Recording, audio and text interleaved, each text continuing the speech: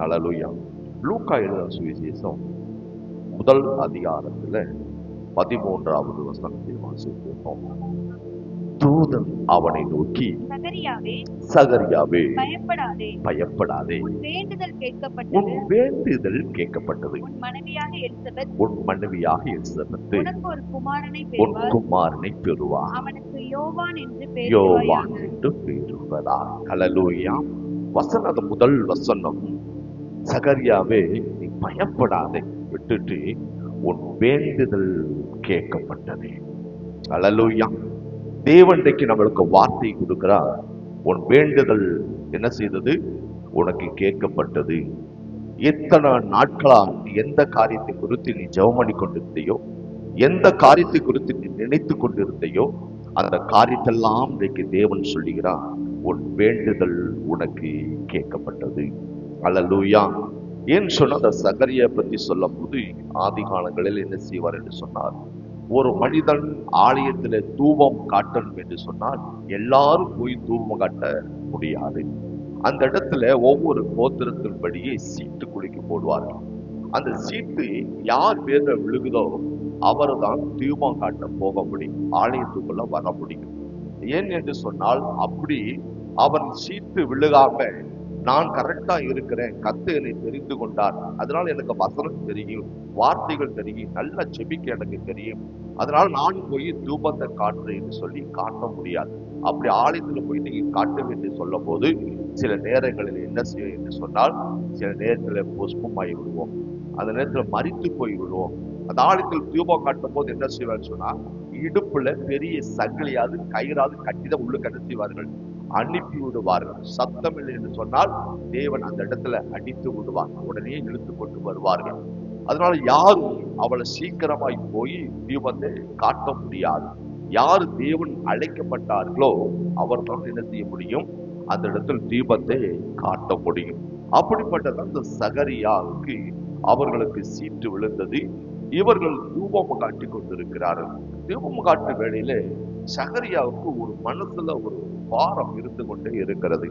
என்ன பாரம் என்று சொன்னால், நான் ஜெபம் பண்ணி கொண்டு இருக்கிறேன், நான் ஆண்டவருக்கு தூபம் காட்டி கொண்டு இருக்கிறேன், பரிசுத்தமாய் வாழ்ந்து கொண்டிருக்கிறோம், நான் என் மனைவி உண்மை உத்தமமாய் இருக்கிறோம், கடவுளுக்கு வேலைகளை செய்து கொண்டிருக்கிறோம், ஆனா எல்லாத்துக்கும் ஜெபித்து கொண்டு இருக்கிறேன், எல்லாருடைய வாழ்க்கையில் நன்மை நடக்குது, எல்லாருடைய வாழ்க்கையில் அற்புதம் நடக்குது, ஆனா என்னுடைய வாழ்க்கையிலேயோ அற்புதம் இல்லாம இருக்குது என்று சொல்லி தன் உள்ளத்துல ஒரு ஏக்கத்தோட அந்த சகரியாய் காணப்பட்டு கொண்டிருக்கிறார்.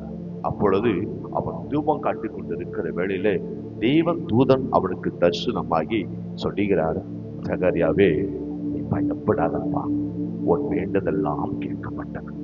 இத்தனை நாட்களா எந்தெந்த காரியத்துக்கு நீ வேண்டிக் கொண்டு இருப்பீங்களோ, ஜெபம் பண்ணி கொண்டு இருப்பீர்களோ, அந்த ஜெபத்துக்கு தேவன் உங்களுக்கு பதில் கொடுக்கிறவராக இருக்கிறார். அல்லேலூயா. ஏன் என்று சொன்னால், ஜெபம் ஒரு மனிதனுடைய வாழ்க்கையை உருவாக்கக்கூடியது. ஜெபம் ஒரு மனிதனுடைய சரித்திரத்தை மாற்றக்கூடியது. ஜெபம் இல்லாம நீங்கள் ஒரு காரியத்தையும் செய்யவே முடியாது. ஜெபம் இல்லாம நீங்கள் ஒரு ஆசீர்வாதத்தை பெற்றுக்கொள்ள முடியாது. அநேக சொல்லி கேட்டிருக்கீங்க, ஐயா நான் ஜெபிக்கல, எனக்கு பணம் இருக்குது, வீடு இருக்குது, வசதி இருக்குது, ஆனா ஜெபிக்காம எனக்கு தந்தது, ஆனா ஜெபிக்காம தந்தது அது என்ன செய்யாது, நிலைக்காது, ஏதோ ஒரு வழியில நம்மளுக்கு போய்கொண்டே இருக்கும். ஆனா ஜெபம் என்று சொன்னால் கர்த்தர் கொடுக்கிற ஆசீர்வாதமே ஐஸ்வர்யத்தை தடும், வேதனையை உங்களுக்கு ஒருபோதும் கூட்ட மாட்டார். அல்லேலூயா. அதனால உங்களுடைய வாழ்க்கையில ஜெபம் ஒரு மனுஷனை உருவாக்கும், உருவாக்கின பிறகு ஆசீர்வாதத்தை அவனுக்கு கொண்டு வரும். அல்லேலூயா. இவன் தீபம் காட்டி கொண்டு இருக்கான். தீபம்னா என்ன?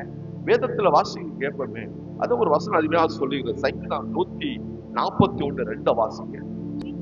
என் விண்ணப்பம் உமக்கு முன்பதாக தூபமாகவும் என் கையெடுப்பு அந்திபடியாகவும் இருக்கப்படுகிறது. பாத்தீங்களா, இந்த ஜெபம் எப்படி இருக்குதாமா? தூபமாக இருக்கிறது. ஆதி காலத்துல சபையிலே காலையில் மாலையில் என்ன செய்வோமா, ஆலயத்துல தூபங்கள் எரிந்து கொண்டிருந்ததாமா. அதனால இன்றைக்கு நம்ம ஆலயத்துல கூட என்ன செய்யறோம், காலையில வந்து நாங்க ஜெபிக்கிறோம் வருகிறவர்கள், மாலையில ஜெப கூட்டம் என்ன செஞ்சிருக்கிறோம், விசுவாசிகளுக்காக 6 மணி 7 மணி வரைக்கும் வைத்திருக்கிறோம். எங்கள் வீட்டுல எல்லாரும் சாயங்கால நேரத்துல வந்து என்ன செய்யுங்க, ஒரு நேரமாச்சு ஆண்டவருக்கு ஒரு தூபத்தை என்ன செய்யுங்க, காட்டுங்க. வீட்டுல விளக்கு பத்த வைக்கிறது போல ஆலயத்துல வந்து உங்க ஜெப தூபத்தை என்ன செய்யுங்க, வீட்டுல சபையில ஆலயத்துல காட்டுங்க. ஏன் அந்த ஆலயத்துல காட்டணும் என்று சொன்னால், முதலாவது உங்களுக்கு 2 காரியத்தை சொல்ல விரும்புகிறேன். முதலாவது உங்களுடைய ஜெபம் எங்க இருக்க வேண்டும், ஆலயத்துல இருக்க வேண்டும். எவன் ஒரு மனிதன் தங்கள் ஆலயத்துல வந்து ஜெபம் பண்றானோ, தினந்தோறும் ஆலயத்துல வந்து ஜெபிக்கிற மனுஷனுடைய வாழ்க்கையில நான் தோல்விகளை பார்த்ததே கிடையாது. அல்லேலூயா. ஆலயம் மிகவும் முக்கியமாக காரணது. 4ஆம் புஸ்தகத்துல 2 4ஆம் புஸ்தகம் 7 நீங்கள் வாசிக்கும் போது அதுதான் வசனம் சொல்லுது, வாசிக்கிறேன். 2 4 7வது அதிகாரத்துல 12 15 வாசிங்க. கர்த்தர் இரவிலே சாலொமோனுக்கு தரிசனமாகினார். நான் உன் விண்ணப்பத்தை கேட்டு இந்த ஸ்தலத்தை எனக்கு பலியிடும் ஆலயமாக தெரிந்து கொண்டேன். நான் மழை இல்லாதபடிக்கு வானத்தை அடைத்து அல்லது தேசத்தை அழிக்க வெட்டுக்கிளிகளுக்கு கட்டளையிட்டு அல்லது என் ஜனத்திற்குள் கொள்ளை நோயை அனுப்பும் போது என் நாமம் தரிக்கப்பட்ட என் ஜனங்கள் தங்களை தாழ்த்தி ஜெபம் பண்ணி என் முகத்தை தேடி தங்கள் பொல்லாத வழிகளை விட்டு திரும்பினால் அப்பொழுது பரலோகத்தில் இருக்கிற நான் கேட்டு அவர்கள் பாவத்தை மன்னித்து அவர்கள் தேசத்துக்கு சேமத்தை கற்றுக் கொடுப்பேன். அருமையான வசனம் பாருங்களேன். தங்களுடைய சேமத்தை, உங்களுக்கு ஆசீர்வாதம் வேண்டும், உங்க வாழ்க்கையில செழிப்பா இருக்க வேண்டும், உங்கள் வாழ்க்கையில விடுதலையா இருக்க வேண்டும் என்று சொன்னால் தங்கள் ஆலயத்துல வந்து ஜெபிக்க வேண்டுமா? ஆலயத்தில் எப்படி வந்து ஜெபிக்கணும்? முதலாவது வசனம் அருமையாக சொல்லுது. சகரியா என்ன செய்தார் என்று சொன்னார், ஆலயத்தில் நின்று என்ன செய்யறார், தூபம் காட்டுற வேளையில, ஆலயத்துல தூபம் காட்டுற வேளையில தேவ தூதன் அவனுக்கு தரிசனமாகி, பயப்படாதே, உன் வேண்டுதல் கேட்கப்பட்டது அப்படின்னு சொன்னா. இன்னொரு வசனம் சொல்லுகிறது, லூக்கா எழுதின சுவிசேஷத்துல 18:10 வாசிக்கிறேன். 18:10 லூக்கா. 2 மனுஷர்கள் ஜெபம் பண்ணும்படி தேவாலயத்துக்கு போனார். ஒருவன் பரிசேயன், ஆயக்காரன்.